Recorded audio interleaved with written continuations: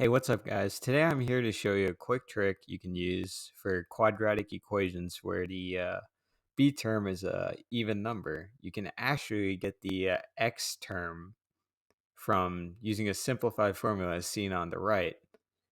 Instead of negative b plus or minus square root of b squared minus 4ac over 2a, you can use the formula negative 1/2 b plus or minus 1/2 b squared minus ac over a.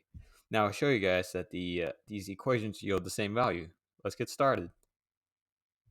Negative 8 plus or minus 64 minus 4ac, that's 28 over 2a, that's 2.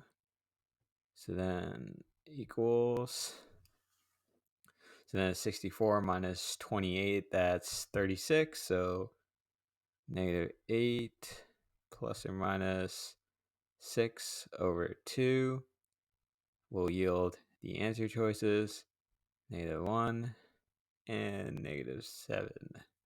Now let's see if that's the same case for this equation, which it should be. X equals negative 4 plus or minus 16 minus 7 over a, which is 1.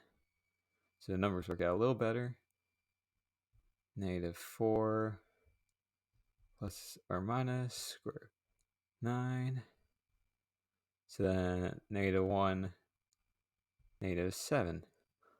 So as you can see, this is a really cool trick you can use on standardized tests or your Algebra 1 or Algebra 2 class to quickly derive roots using the quadratic formula. And of course, you can always use factoring to get the same answer, but in most cases, you won't be able to do factoring if you had to use a quadratic formula. So yeah, if the b term is an even number, you can just simply use this formula right here to get the answer more quickly. Anyways, guys, I hope you liked the video. Be sure to like and subscribe, and have a great day as always.